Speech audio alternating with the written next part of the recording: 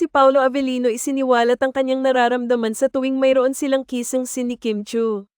Sa isang panayam kay Paolo Avellino para sa pagpopromote niya ng kanyang panibagong pelikula ay naitanong sa kanya ng mga host kung ano ang kanyang naramdaman nang mahalikan niya ang kanyang leading lady ngayon na si Kim Chu. Tila nag-aalangan pang sumagot si Paolo Avellino sa katanungang ito hanggat sa sinabi na lamang niya na sobrang lambot ng mga labi ng aktres. Ipinahayag rin ni Paolo Avellino na hindi na sila nagkakailangan pa ni Kim Chu sa kanilang mga kissing scene at iba pang mabibigat nilang mga eksena dahil parehong komportable na sila sa isa't isa. Kung titingnan ay tila totoong magkarelasyon ang dalawa sa mga ganoong uri ng eksena dahil nakitaan sila ng matinding pagkakilig sa isa't isa lalo na sa kanilang mga titigan. Isiniwalat din ni Paolo Avellino na hindi siya nahihirapan sa mga eksena nila ni Kim Chu na mayroong mga cuddle lang moments at iba pang mabibigat na eksena.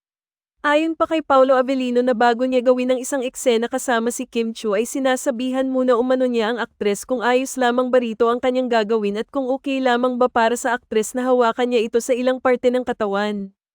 Ayaw rin umano ni Paolo Avellino na makaramdam si Kim Chu ng pambabastos mula sa kanya dahil labis umano ang kanyang pagrespeto sa aktres.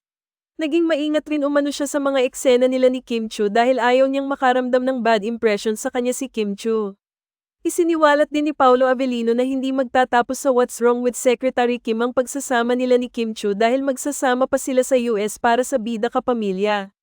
Naitanong rin kay Paolo Avellino kung ano ang estado nila ni Kim Chu, dito na inamin ng aktor na sobrang close na umano nila ngayon at tila ba ilang taon na nilang kilala ang isa't isa. Ano ang sa inyo sa balitang ito?